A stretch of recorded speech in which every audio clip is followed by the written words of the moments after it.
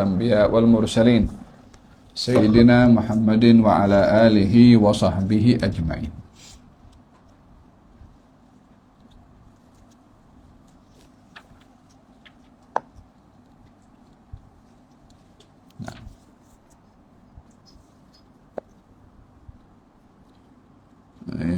ولا حديث.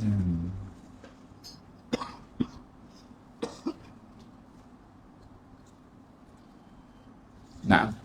قال الإمام النووي في كتابه الأذكار نفعنا الله به وبعلومه في الدارين آمين.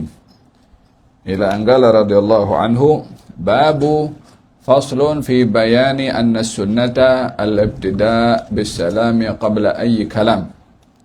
Bab anjuran untuk memulai salam sebelum kalam.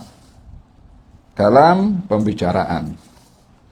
Dianjurkan sebelum berbicara memulai dengan salam.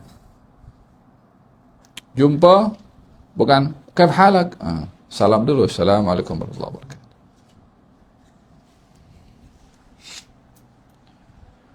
Katanya as-sunnah anal musallima yabda bisalami qabla kulli kalam. Disunnahkan bagi seseorang itu memulai dengan salam sebelum ia berbicara. Wal ahaditsu sahihatu wa amalu salafil ummati wa khalafiha ala wifqi dhalika mashhuratun wa hadha huwa al-mu'tamad fi dalil al-fasli.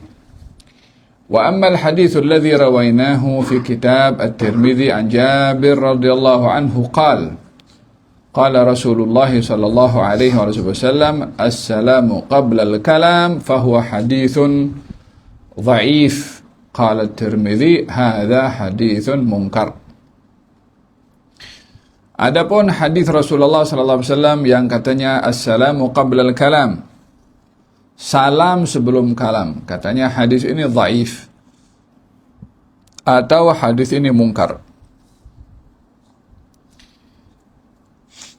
Hadis dhaif ia tidak boleh menjadi hujjah dalam hukum, tidak boleh menjadi hujjah dalam aqidah, tidak boleh hujjah kepada hal-hal yang bersifat al-ghaib, al-iman bil ghaib. Diperlukan untuk hukum, aqidah, dan juga perkara-perkara yang ghaib yang kita perlu beriman kepada hadis yang sahih. Adapun hadis dhaif untuk hal-hal yang fadail, tentang amalan-amalan fadilat, maka diperbolehkan kerana tidak ada kaitan dengan hukum. Naam. Faslun fi bayani anna ibtidaa as-salami 'ala al-ghairi afdal min ar-radd 'alayh. Bab keutamaan orang yang mengucap salam lebih afdal daripada yang menjawab salam. Al-badi' bis salam, orang yang mula salam dulu dengan orang yang menjawab salam. Mana lebih afdal? Yang memulai bersalam. Walaupun hukum salam itu sunnah, menjawabnya wajib. Antara yang wajib dengan sunnah ini kan lebih tinggi yang wajib. Setiap amalan wajib pahalanya lebih besar daripada yang sunnah, kecuali dalam salam. Yang memulai salam itu sunnah, pahalanya lebih afdal daripada yang menjawab salam. Apa sebab? Sebab yang menjawab salam disebabkan yang sunnah tadi. Wakana, dan kebiasaan Rasulullah bila jumpa dengan seseorang, beliau yang mula salam dulu.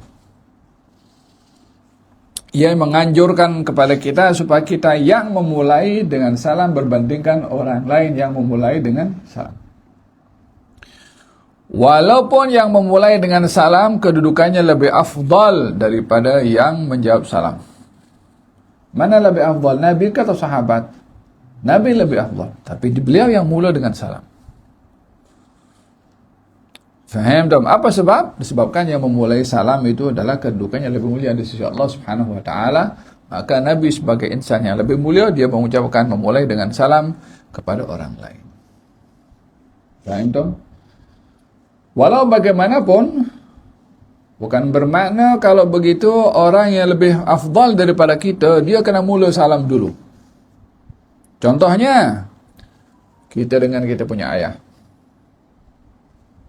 Ayah kena salam dulu dengan anak. Kita kena salam dulu dengan dia. Apa sebab? Dia orang tua kita. Dengan ibu, siapa mesti salam dulu? Kita kena salam dulu sebagai anak. Dengan ustaz, siapa mula salam? Kita kena mula dulu sebagai murid. Walau bagaimanapun, dianjurkan bagi orang-orang yang ingin mendapatkan kelebihan yang lebih untuk memulai dengan salam, baik itu guru, baik itu orang tua, untuk mendapatkan fadilah orang yang memulai dengan salam. Jadi antara afdaliyah, siapa yang lebih afdal mengucap salam, dilihat pada kedudukan peringkatnya. Anak dengan orang tua, anak lebih afdal, lebih utama, lebih lazim untuk memulai dengan salam. Adik dengan abang, adik memulai dengan salam dengan abangnya. Yang lebih muda kepada yang lebih tua, yang lebih muda mengucap salam kepada yang lebih tua. Yang di atas kereta dengan yang berjalan kaki, yang di atas kereta salam dengan yang berjalan kaki. Berselisih tangga yang turun dan yang naik, yang turun mengucap salam kepada yang naik. So tartibnya seperti itu. Faham dong? Liqaulihi al-bida bisalam afdal, memulai dengan salam adalah afdal. Liqaulihi sallallahu alaihi wasallam khairuhum alladhi yabda'u bisalam. Sebaik-baik orang yang bersalam dan yang menjawab salam, yang terbaik adalah yang memulai dengan salam. Walhada kalau jumpa dengan orang, sebelum orang itu mula salam, kita jawab Assalamualaikum warahmatullahi wabarakatuh. Sebelum dia mula, Naam, fayanbaghi likulli wahidin minal mutalaqiyaini an yahrisa ala an yabtadi'a bis salam. Dianjurkan kepada orang yang berdua yang bertemu, maka berusahalah dia yang memulai dengan salam. Faham tam? Warawayna fi sunan Abi Daud بإسناد جيد عن أبي أمامة رضي الله عنه قال رسول الله صلى الله عليه وسلم إن أولى الناس بالله من بدأهم بالسلام. Sesungguhnya orang yang termulia di sisi Allah adalah orang yang memulai dengan salam. وفي رواية الترمذي عن أبي أمامة قيل يا رسول الله الرجلان يلتقيان أيهما يبدأ بالسلام قال أولاهما بالله تعالى قال الترمذي حديث حسن. Katanya ya Rasulullah, dua orang bertemu, siapakah yang memulai dengan salam? Katanya orang yang lebih mulia di sisi Allah dialah yang lebih utama untuk mendapatkan memulakan dengan salam. Faham dong? Babul ahwal allati yustahabbu fiha as-salam wallati yukrahu fiha wallati yubah. Bab keadaan-keadaan yang disunnahkan untuk salam atau makruh bersalam atau harus dalam bersalam. Alam anna ma'muruna bi'ifsha'i salam kama qaddamna lakinnahu yata'akkad fi ba'd al-ahwal wa yakhiffu fi ba'dihha wa yunha anhu fi ba'dihha. Kita sebagai orang muslim dianjurkan untuk menyebarkan salam.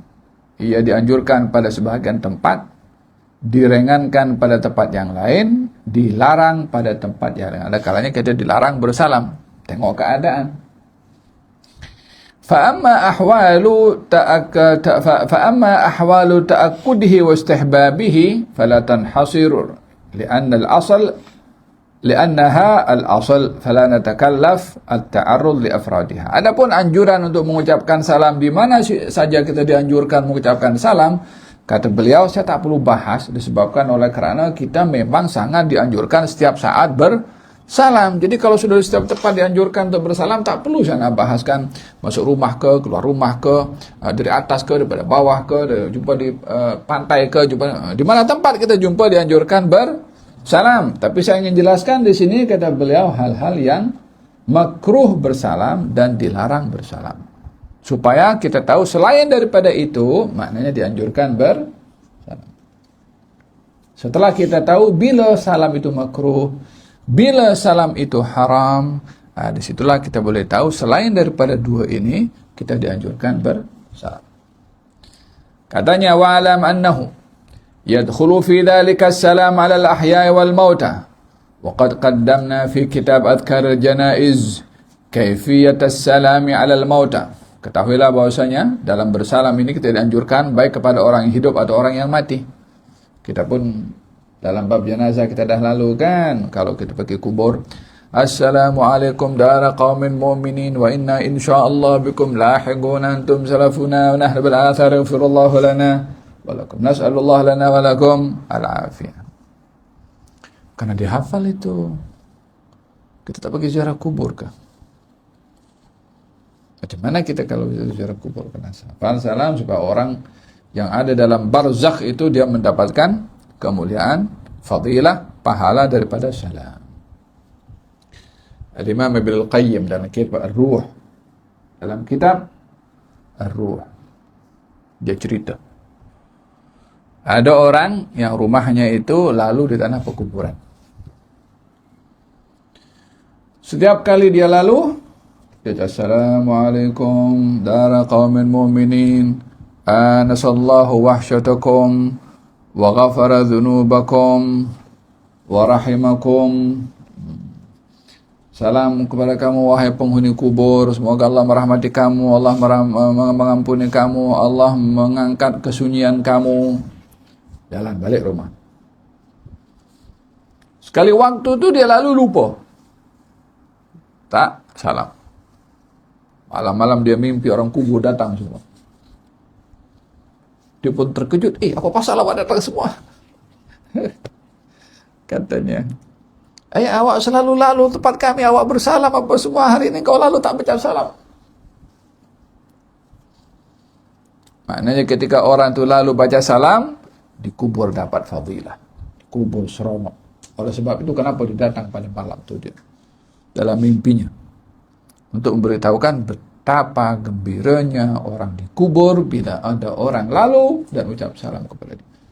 Kita kerapkan pergi lalu bagaimana-mana, pergi Perak ke, pergi kemana ke, naik kereta lalu ada tanah perkuburan. Assalamualaikum dara qaumin mu'minin. Itu kalau boleh diizinkan orang tu pergi bangkit, pergi jazakallah khair, terima kasih. Seronok dia. Apa mereka boleh buat di kubur? Nak berzikir tak boleh. Nak solat tak boleh, nak sedekah tak boleh, nak baca Quran tak boleh. Masa mereka dah habis dah ketika di dunia. Apa mereka boleh buat? Tunggu orang doa. Faham tu? Jangan kita hanya mendoakan yang kena kenal saja. Sebagaimana kita buat pada orang yang sudah meninggal dunia dengan doa, bila kita meninggal dunia, orang lain akan buat buat kita. Faham tu? Kalau dalam kitab yang sama ada diceritakan ada seorang seorang dia meninggal dunia. Kemudian anaknya kerap menziarahi. Sehingga satu masa anaknya mulai malas dah. Biasanya orang kalau meninggal dunia ni bulan-bulan pertama je rajin pergi. Hari ini meninggal, esok datang, lusa datang, seminggu, ya kan, hari-hari datang. Dan masuk bulan kedua, seminggu sekali. Dan masuk bulan ketiga, sebulan sekali. Dan masuk bulan keempat, sibuk pergi busy. Allah pergi tahun sekali pergi ziarah kubur. Katanya ada orang itu sudah meninggal, ayahnya meninggal dunia, anaknya pergi ziarah. Sampailah beberapa lama anaknya sudah jarang pergi ziarah. Lepas itu dia mimpi dalam tidurnya. Katanya didapat seakan-akan kubur itu terbuka dan bapaknya itu dalam keadaan duduk macam sedih dengan dengan menutup kain kafannya pada tubuh badannya. Kepadanya, ayah kenapa ayah sedih? Katanya, yang kau lama tak ziarah pergi aku, sebelumnya kau rajin pergi ziarah, apa pasal kau sekarang tak ziarah pada aku? Katanya, ayah tahu ke kalau kami datang ziarah? Ya, aku terhibur kalau engkau datang berziarah. Dong. Olehada, kalau tak dapat ziarah kerap hantarkan surat Fatihah. Apa guna kita sebutkan Fatihah? Dan kita punya ratib itu kan, fulan fulan fulan. Lepas tu la arwahi walidina walidikum wa amwatuna wa amwatukum. Kan kita doa untuk semua. Bukan cuma nama-nama itu. Orang tua kita, orang tua kamu, dan kaum mukminin, kaum mukminah di mana saja, mau di Malaysia, mau di Indonesia, mau di Brunei, mau di Uzbekistan, mau di mana. Lil mukminin wal mukminat.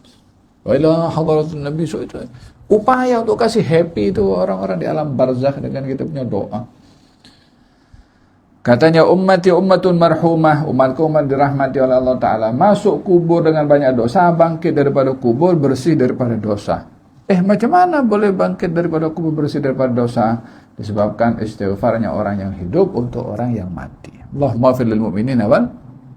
Kita Jumatkan terakhir. Allahumma maghfir lil mu'minin wal muslimin wal muslimat. Ya kan? Ia menunjukkan betapa hubungan orang beriman tuh mendoakan satu dengan yang lain walaupun sudah meninggal dunia. Faham dong?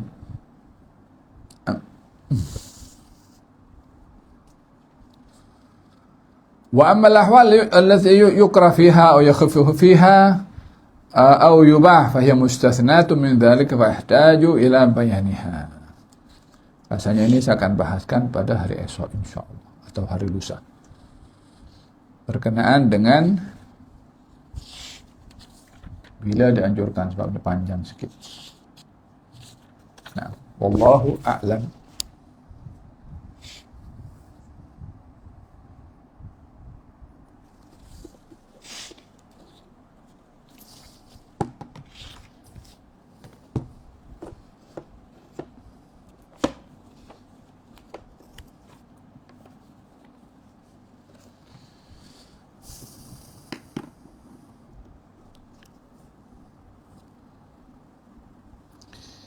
قال أخذ علينا العهد العام من رسول الله صلى الله عليه وسلم أن يكون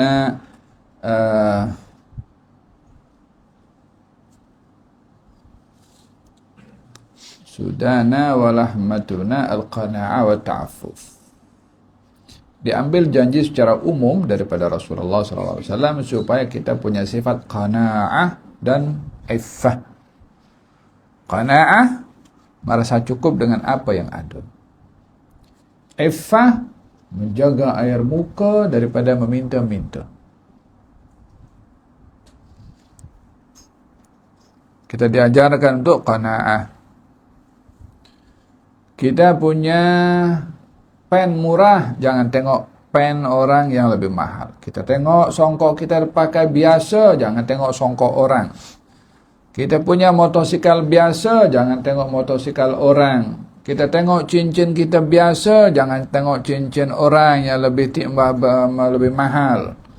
Kiaskan dengan semua. Jangan tengok apa orang lain punya pada harta benda. Jika begitu yang kita lakukan, kita tak akan menghargai nikmat yang Allah kasih pada kita. Faham dong? Ta'affuf, menjaga air muka daripada meminta-minta pada orang. Wal akul min al-kasbil halal bi tariqat asy-syar'i syamil, dan berusaha untuk makan daripada rezeki yang halal sesuai dengan syarak.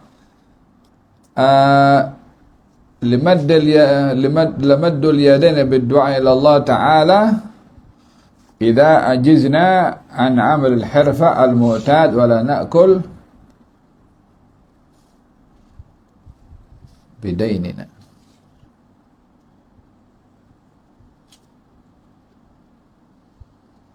Naam. Mendedahkan tangan kepada Allah Subhanahu wa Ta'ala untuk berdoa. La ilaha illallah. Kalau kita tidak mampu bekerja. Subhanallah. Untuk tidak mendedahkan tangan kepada orang, tadahkan tangan kepada Allah Ta'ala. La ilaha illallah. Wa hadzal 'adu la ya'mal bihi ala wajhi illa man 'arafa Allah Ta'ala. Tak ada orang yang sampai ke peringkat ini kecuali orang yang punya ma'rifahnya tinggi pada Allah. Kalau sudah lapar, kalau sudah tak punya apa-apa, apa kita buat? Hantar SMS by group. Saya susah, saya tak makan, saya panjat tangan pada Allah dulu. Ya Allah, berilah petunjuk. Hantarkan pada saya orang boleh tolong saya, ya Allah. Saya bukan tak nak kerja, dah berusaha cari kerja tak dapat, dah kerja pun juga gaji tak cukup. Ya Allah, bagilah kekuatan pada saya, bagi jalan keluar pada saya. Mohonlah dengan dia dulu. Jangan kita hantar saya pada orang, minta kepada orang. Minta kepada dia dulu. Kok barangkali itu Allah akan kasih orang dengan cara lebih terhormat daripada minta pada orang. Bil hadis, orang suka minta-minta pada orang lain, nanti di hari kiamat tak ada daging pada mukanya. Yani simbol kalau dia tak punya malu. Sebab suka minta-minta pada orang. Faham dong? وما لم يصل إلى معرفة الله تعالى فلا يصله بالقناعة ولا التعفف قدام وذلك أنه إذا عرف الله تعالى فمن لازمه الرضا به من الكون ولا يطلب القط فيهما نعيما غير مجالس الحق جل وعلا ولا يبالي بما فاته منهما إذا كان الحق تعالى إبطانا لكل شيء والله تعالى أعلم.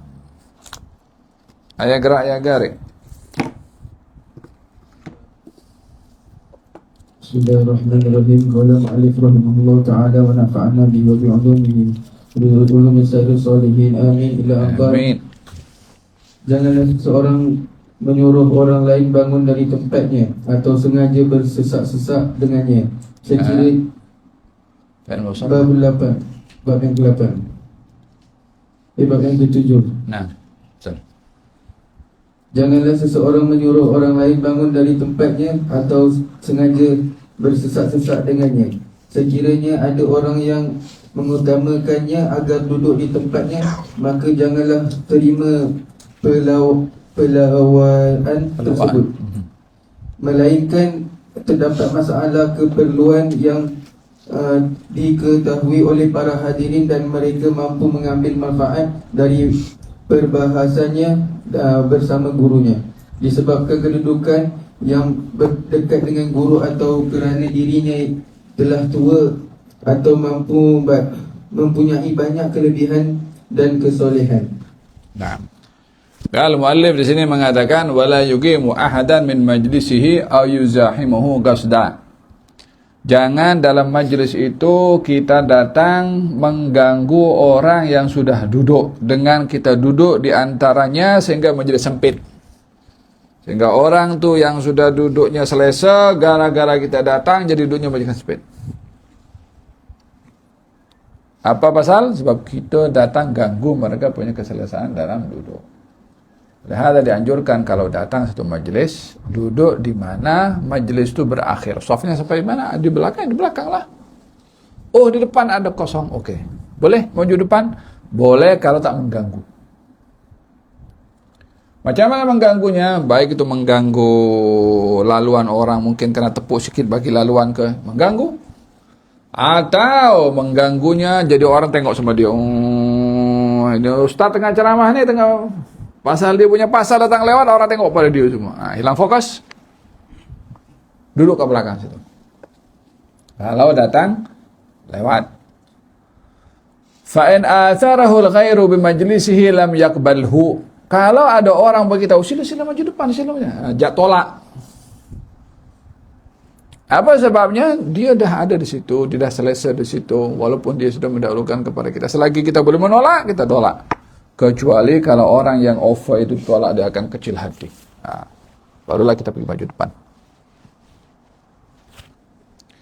Illa an takuna fi dhalika maslahatun ya'rifuha. Atau kalau dia mesti maju ke depan, ada kepentingan, boleh. Seperti dia munsyid contohnya. Oke, suruh maju ke depan. Oh, munsyidnya datang lewat. Munsyid pun jangan datang lewat. Takkan pasal dia munsyid datang lewat. Tak apa, saya datang lewat. Nanti pun dipanggil juga ke depan. Pasal ada baca qasidah kan. Janganlah macam tu. Wala yang baca kitab. Aku datang lewat pun tak apa. Tak ada kan baca kitab kecuali aku. Nanti aku pergi depan. Tak baik seperti itu. Atau gurunya yang suruh di depan tulis. Mungkin gurunya tengok, oh orang itu tua, kan? Oh orang ini orang soleh. Oh orang ini orang ada kedudukan, contohnya. Melihat ada satu peristiwa di majelis Rasulullah sallallahu alaihi wasallam, ada orang datang. Datangnya agak lewat. Kemudian Nabi tengok toleh kanan, toleh kiri. Tak ada yang maju ke depan. Nabi ambil selendang macam ni. Gal, duduklah kamu di atas alasku ini. Ditangkap selendang. Dicium. Katanya, ya Rasulullah, semoga Allah memuliakan engkau seperti engkau memuliakan aku, katanya. Selesai acara, ditanya, ya Rasulullah, kenapa engkau layan dia seperti itu? Namanya siapa namanya? Jabir Al-Bijli. Jabir bin Abdullah Al-Bijli. Katanya, baginda bersabda, "Idza ja'akum karimu qaumin fa'akrimuh." Kalau orang itu mulia di negerinya, di kampungnya, datang ke tempat kamu, muliakan juga dia. Itu namanya bahagian daripada PR, kita punya public relation, hubungan, adab, sopan, menempatkan orang tepat pada tempatnya. Ini orang di negerinya mulia, jadi ketua. Takkan hadir majelis kita duduk belakang situ. Idza ja'akum karimu qaumin fa'akrimuh. Yang kedua, dalam satu majlis Nabi nampak penuh. Datang seorang. Nabi toleh kanan, toleh kiri. Al-fahim yakfi bil isyarah. Orang yang cerdik pandai dengan isyarat paham. Seharusnya dengan Nabi toleh kanan kiri sini. Kena paham. Oh, Nabi cari tempat lain ni. Macam tadi yang Jabir bin Abdullah sampai diberi apa? Selendang. Nabi nakkan ada seorang daripada sahabat yang bagi ruang untuk yang datang lewat tadi itu. Maka karena mereka tak ada yang memberi ruang, maka Nabi bagi ruang. Rapat sini. Bagi ruang. Datanglah orang yang datang lewat tadi itu duduk di ruang yang Nabi suruh bagi ruang. Selesai, ada orang tak suka, tak senang hati. Apa pasal mesti dibagi ruang? Dah datang lewat, duduklah ke belakang situ. Turun firman Allah, ya ayyuhalladzina amanu idza qila lakum tafassahu fil majalisi fafsahu yafsahillahu lakum. Hai orang beriman, kalau dikatakan suruh pada kamu bagi ruang untuk orang yang duduk tu, yang datang, bagi ruang, Allah bagi ruang kepada kamu. Maknanya Allah bagi rahmat kepada kamu. Yang datang tadi itu adalah orang yang dia hadir dalam perang Badar, sahabat mulia. Makanya di sini Nabi menempatkan kemuliaan sesuai dengan apa yang ada pada orang itu untuk dimuliakan. Seorang dimuliakan yang ada kaitan dengan Allah. Seorang dimuliakan dengan ilmu, ya, karena ilmu mulia di sisi Allah. Seorang dimuliakan karena usianya lebih tua daripada kita, maka usia ada kedudukan, ya. Dimuliakan. Dimuliakan karena ibadahnya yang saleh, ya, karena kesolehannya. Dimuliakan oleh karena tanggung jawabnya yang berat dalam menjalankan amanah, ya, dimuliakan. Oh, dimuliakan karena duitnya? Tidak. Dimuliakan oleh karena dia banyak kereta? Tidak juga. Dia banyak kereta. Tapi dia orang tua, muliakan karena orang tuanya. Dia banyak duit. Dan dia ada kedudukan di tempatnya, muliakan karena kedudukannya.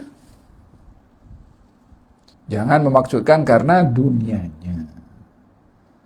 Kalau begitu, maka kita memuliakan orang dengan sesuatu yang tidak disuruh di dalam syariat.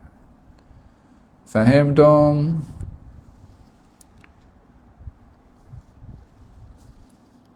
Kalau ada orang jawatan tinggi di pemerintahan, ke kerajaan, datang ke tempat kita. Ya, dia memegang amanah tanggung jawab berat itu, mentadbir negara, menguruskan. Dimuliakan atau tidak? Dimuliakan karena amanahnya, karena kedudukannya. Dia jalankan betul tak betul. Bukan kerja awak nak menilai dia. Betul tak betul di antara dia dengan Tuhan. Dia datang ke tempat kita, kita hormat. Faham tak? Nah. Gerak. Tidak wajar seseorang mengutamakan orang lain untuk berada hampir dengan gurunya berbanding dirinya sendiri, melainkan orang tersebut yang lebih utama dari dirinya. Untuk duduk berhampiran dengan guru disebabkan umurnya, ilmunya atau kesolehannya. Bahkan seseorang perlu bersungguh-sungguh untuk duduk berhampiran dengan gurunya sekiranya tidak terdapat orang lain yang lebih istimewa dari dirinya dalam majlis tersebut.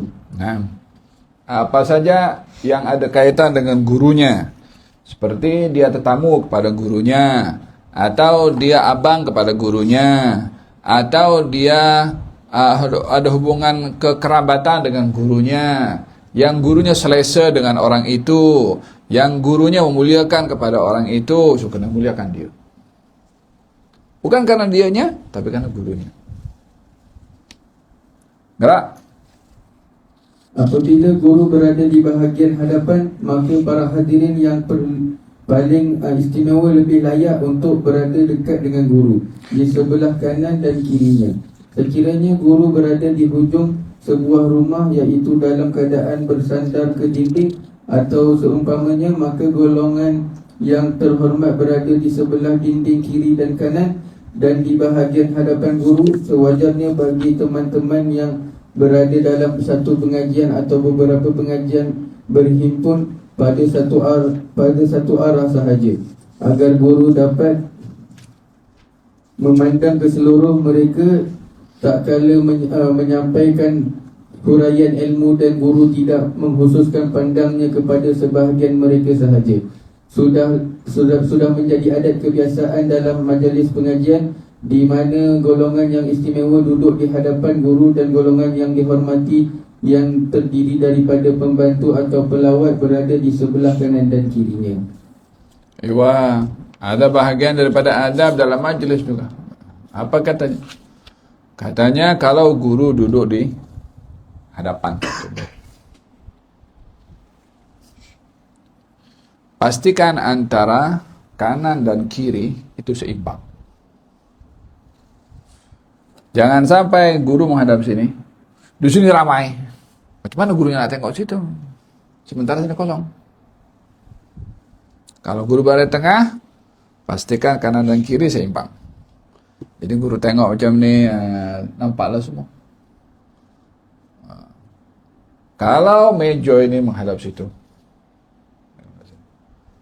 yang banyak di sini, kita nampak 2-3 orang je kat sini. Yang lain di sana mungkin SMS dia, update punya status dia. Bukan kat sini lah, bukan kat sini. Kat sini.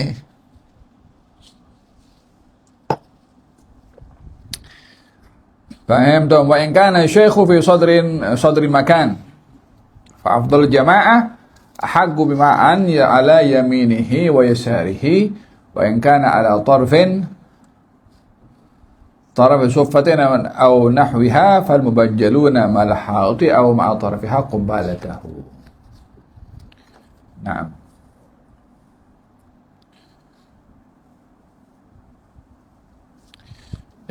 orang-orang yang akan didudukkan di samping gurunya, pastikan kalau gurunya di tengah, kanannya kanan dan kiri. Jangan sampai sebelah guru sebelah kanan saja, kiri kosong nih. Lah, kanan dan kiri satu-satu. Jadi tetap guru berada di tengah situ. Paham dong? Wa in kana ala taraf suffatin aw nahwiha fal mubajjaluna mal haiti aw ma'a taraf qubbalati. Wa qad jarat al-'ada fi majalis at-tadris bi julus al-mutamayyizin qubbalata wajh al-mudarris aw al-mubajjalina min mu'idin aw za'irin aw an yaminihi aw an yasarihi. Kita di madrasah kadang-kadang datang orang daripada luar kan. Orang tua datang, kalau boleh yang pihak madrasah sendiri ambil berat. Orang-orang kalau berumur sikit, suruh di depan. Kalau tidak pun juga sediakan kursi yang boleh dia bersandar. Unless kalau dia pilih duduk ke belakang situ, tak nak. Dah cuba pujuk dah, tak nak, okey lah. Tapi kita dah offer dah sebagai adab kita kepada orang yang datang daripada orang sebagai tetamu. Bila bahagian bukhur, bagi kepada mereka juga. Air, bagi kepada mereka juga. Jangan sampai orang datang tu tak tahu, orang tak peduli. Tanya, pakcik nak pergi mana? Mungkin nak pergi beli air ke? Mungkin nak pergi nak beruduk ke? Ditanya, tegur siapa tu kena mesti ada. Apa-apa yang pesawal boleh bantu pakcik. Faham tu? Jangan, I don't care, bukan punya bapak. Sikap macam mana kalau macam tu? Kalau pelajar di madrasah, dia kan tuan rumah kepada semua yang datang daripada luar. Kena ambil tahu, seliparnya dicarikan kalau tak jumpa. Faham tu? Jangan sampai tetamu tak dilayan. Kalaupun juga ada mudir mau datang. Faham tu? Ada parking khusus di situ. Ada orang parking kat situ. Jangan dimarah. Kalau orang itu ada, pakcik minta tolong pakcik pindahkan kereta ke sebelah sini pakcik ya pasal ini. Dengan sopan. Ini tempat mudir nih. Macam mana kalau macam tu sopan santun dalam tutur kata itu. Kita kena sopan kepada tetamu yang datang. Man kana yu'minu billahi wal yawmil akhir falyukrim dhaifahu. Ambil berat, layan, tegur sapa dengan elok, hormat, tanya. Walhasil yang orang tu pergi madrasah puas hati. Alhamdulillah. Madrasah Tazkiyah tu sopan dia punya murid-murid. Bukan nak dipuji, tapi itu adab nabawi. Kalau kita tidak beradab di madrasah, di mana kita akan beradab? Kalau tidak dilatih di madrasah, di mana kita akan? Yang gagal beradab di madrasah, jangan harap berhasil di luar madrasah dalam adab. Faham dong?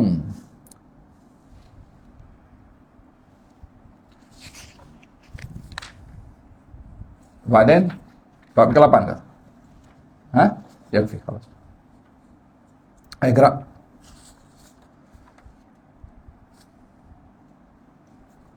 Lapan, komunikasi di majlis ilmu. Hendaklah beradab bersama para hadirin di majlis ilmu gurunya. Baru kita sebut kan? Gerak. Fa'innahu merupakan adab bersama guru dan penghormatan terhadap majlis ilmunya, dan para hadirin merupakan teman-teman gurunya. Oleh itu hendaklah memuliakan para sahabatnya, menghormati orang yang lebih tua dan teman sebayanya. Janganlah dia duduk di tengah-tengah majlis dan jangan berada di hadapan orang lain, melainkan kerana darurat, keperluan dan terdesak. Sebagaimana dalam majlis periwayatan hadis, janganlah pisahkan antara dua orang teman dan antara dua orang sahabat, melainkan dia dengan izin kedua-duanya. Jangan juga duduk lebih dekat dengan guru berbanding orang yang lebih utama daripadanya. Perkara yang sewajarnya datang dilakukan. majlis, kemudian ada orang-orang tamu daripada luar. Kita datang pergi, entah turun daripada asrama, terus duduk depan situ. Ini tamu datang, orangnya lebih berusia, lebih tua, kita duduk terus depan dia. Tunggu dulu. Kita, pakcik boleh maju ke depan. Faham tu? Dahulukan orang lain supaya nampak kita hormat dengan mereka. Jangan pandai-pandai duduk di depan orang lebih tua tanpa kita meminta mereka yang lebih utama duduk di hadapan sebagai meraikan. Gerak. Dan kalau keluar daripada majlis, contohnya pintu sempit, jangan kita berdesak-desakan dengan tetamu. Bagi tetamu lalu dulu. Atau pihak pengurusan diatur dulu. Okey, pelajar ada setelkan dulu. Minta pelajar bangkit dulu supaya dia tamu kemudian. Tapi juga tidak, pelajar jangan berdesak-desakan dengan tetamu. Bagi tetamu dulu lalu sebagai penghormatan kepada tetamu. Gerak. Perkara yang sewajarnya dilakukan oleh para pelajar ialah apabila melihat seseorang datang daripada tempat yang jauh untuk hadir kepada gurunya, maka hendaklah mereka menyambutnya dengan persilakannya, Ya. menyediakan ruang yang selesa, melapangkan tempat untuknya, untuk memuliakannya dengan kemuliaan yang selayaknya. Apabila dipersilakan orang tersebut untuk duduk, sedangkan tempat itu sempit, hendaklah dia merapatkan dirinya dan tidak meminta diluaskan tempat. Janganlah berbaling kepada sesiapa pun yang berada di sebelahnya dan tidak belakangnya. Hendaklah menjaga dan memelihara dirinya daripada melakukannya. Berpaling ke arah kawan ketika guru sedang menghuraikan ilmu kepadanya. Jangan menyandar kepada teman di sebelahnya dan atau duduk dalam keadaan menengkangkan siku di sisinya, atau keluar daripada sebahagian majlis ilmu, sama ada pada awal atau akhir pengajiannya.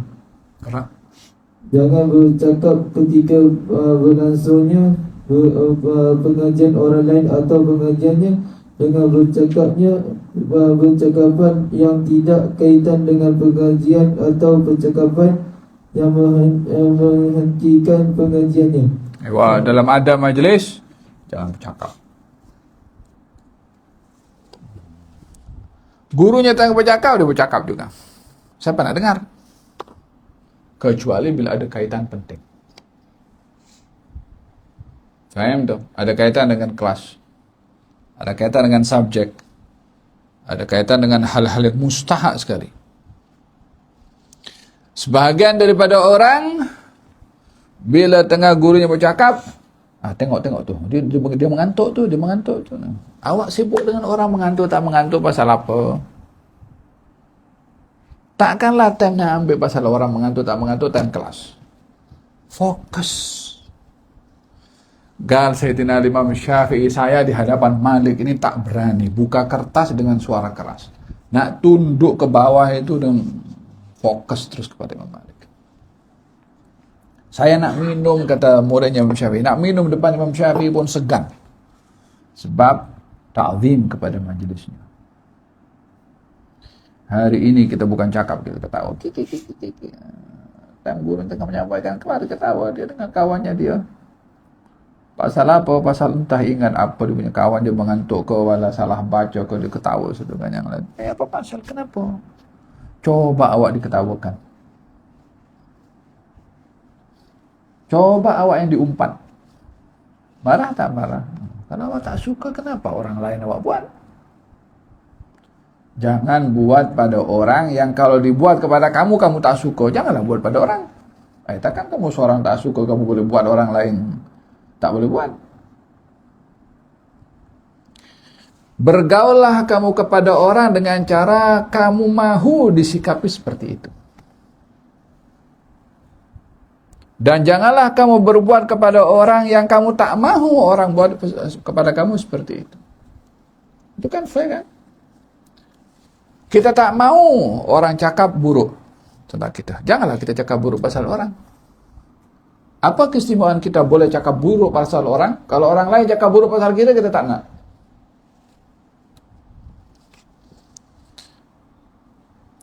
Orang tak hormat kepada kita, kita marah. Apa kita boleh buat pada orang tak hormat? Kita okey. Kalau orang lain buat kepada kita tak hormat, kita tak okey. Sikapilah pada orang dengan cara yang kamu mahu disikapi oleh orang lain. Dan janganlah kamu bersikap pada orang yang kamu tidak mahu disikapi oleh orang lain dengan sikap itu. Faham dong?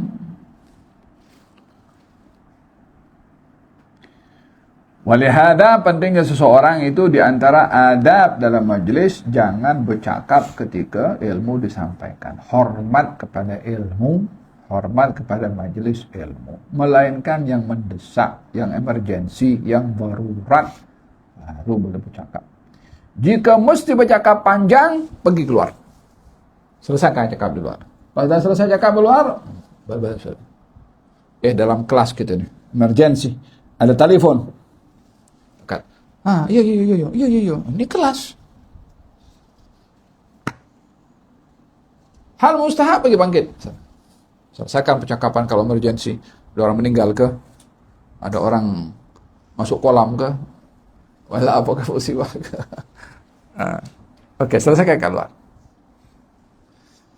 Jika tak perlu emergency, tak boleh jawab. Sebab yang paling utama adalah majelis ta'lim. Nanti selesai itu, mohon maaf, saya tak boleh berjawab sebab tadi tengah berada dalam majelis. Fahim dong?